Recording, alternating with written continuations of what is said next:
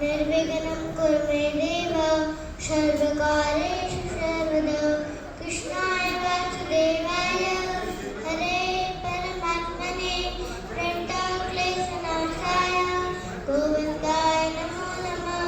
आशुतोषं शङ्खशेखर चन्द्रमौलिचिदम्बर कोटि कोटि प्रणाम शम्भो कोटि नमः